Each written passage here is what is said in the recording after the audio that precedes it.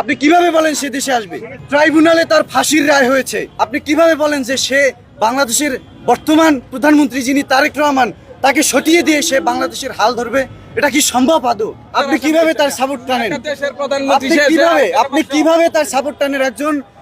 একজন মৃত্যুদণ্ড আসামি যিনি কিনা এই 24-এর যত গণহত্যা হয় তার প্রধান আসামি তিনি, আপনি কিভাবে তার সাপোর্ট টানেন? আপনি কিভাবে বলেন সে দেশে আসবে? সেই গণহত্যার 1 নম্বর আসামি।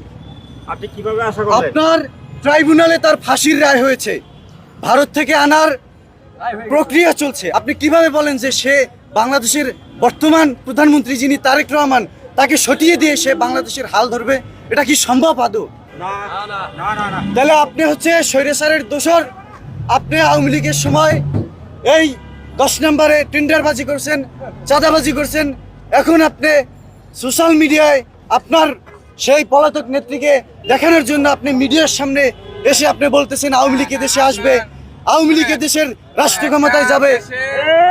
আপনি এই ধরনের কথা যদি আজকের পর থেকে আর কোনোদিন এই 10 নম্বরের মাটিতে বসে করেন বা কোনোদিন আওয়ামী লীগের এই স্বৈরাচারের কোনো স্লোগান আপনি ধরেন, তাহলে আপনাকে এই 10 নম্বর থেকে সরিয়ে দেওয়া হবে। আমি বলে দিলাম, আমার নেতাকর্মী দিয়ে আপনাকে শোটানো হবে।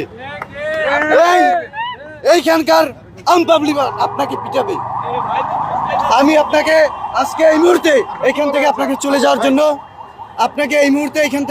জন্য আমি অনুরোধ করছি। নইলে আপনাকে এই সাধারণ পাবলিক 24-এর